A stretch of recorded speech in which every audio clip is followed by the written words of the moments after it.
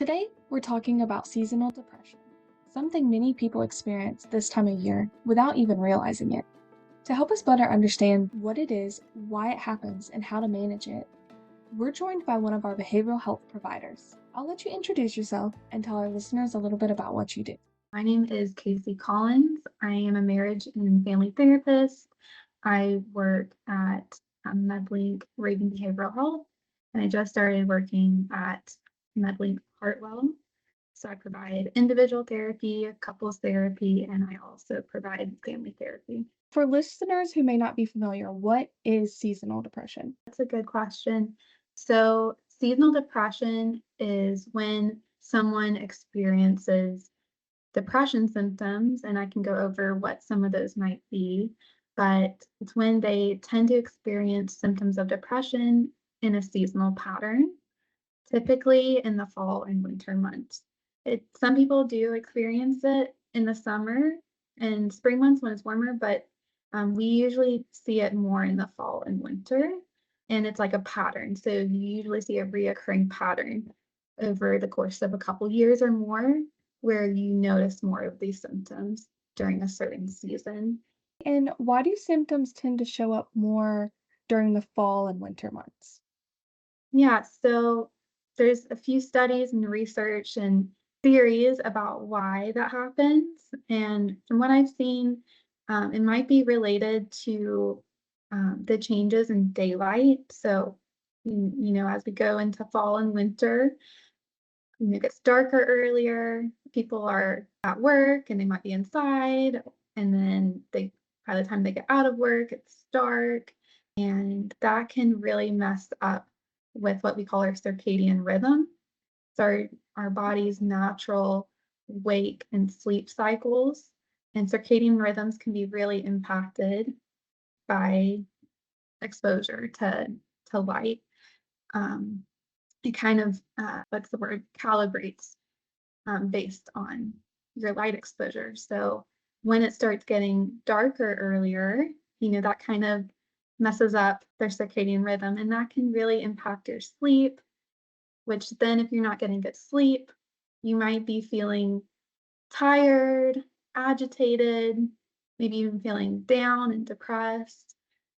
A good example is like that's similar to this feeling is jet lag.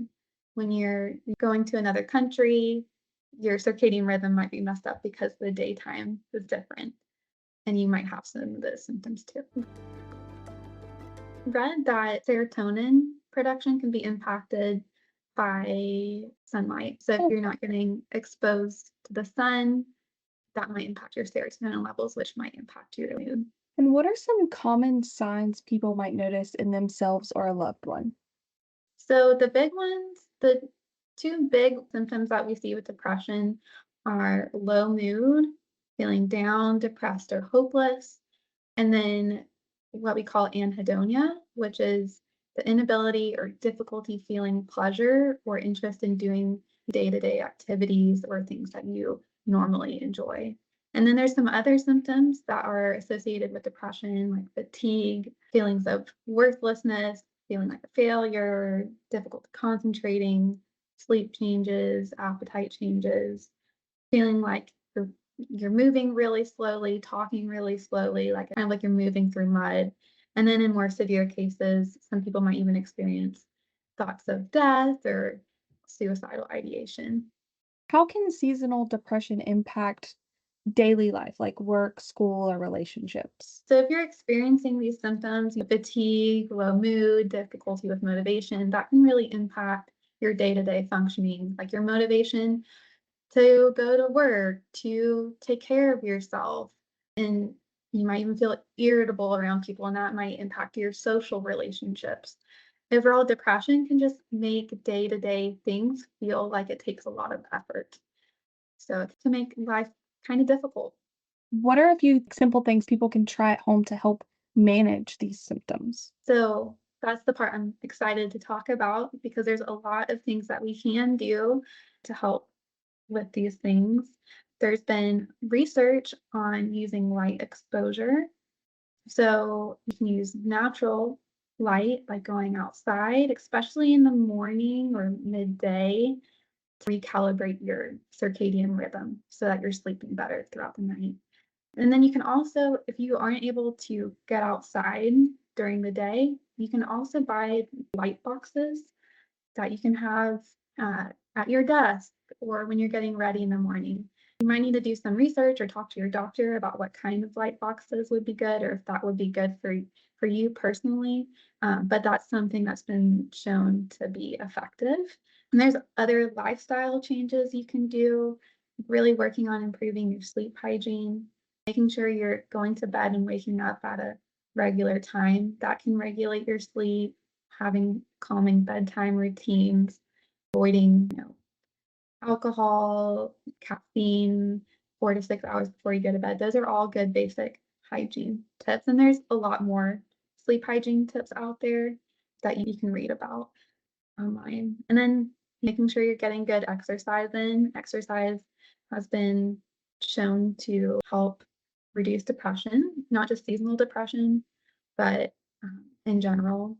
Um, so getting good exercise, elevating your heart rate, getting outside, those can help with depression. And then the other thing, making sure you're getting some social connection, reaching out to your loved ones and your friends, that can be really helpful with depression. When should someone consider reaching out for professional help instead of trying to push through it on their own?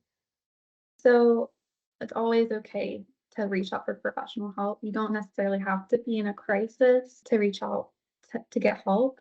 If you're experiencing any of the symptoms I talked about, getting some support, talking to your doctor, or talking to a counselor so you don't feel alone, and maybe find some tools, some of the things I already talked about, or other tools to help you with feeling better.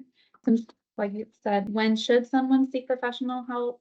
Some signs that you or someone you might need to get professional help is when you're feeling hopeless or feeling like a burden, when you're noticing you're withdrawing from others, you're having more risky, dangerous behavior, or if you're ever having suicidal thoughts or thoughts of hurting others or having violent thoughts, those are all signs that professional help is really recommended. And you can get professional help by, if you're having any of those suicidal thoughts or those crisis situations, thoughts of harming others, you can always call 988. That's the mental health crisis line, 24/7 support. And I always let people know about that resource because it's a good one. And then you can always go to your local ER if you're in a crisis, but you don't necessarily have to be in a crisis to go get help. You can always go to your doctor if you're feeling depressed and get a referral for behavioral health, or your doctor might have you try some medication. And the doctor can also rule out if there's any medical things going on that might be causing these feelings that you're having. Okay. What does behavioral health support for seasonal depression typically look like? So overall, behavioral health counselor is talk therapy. And so a counselor can talk to you about what you're going through, any stressors you're going through, just overall providing you support so you don't feel alone.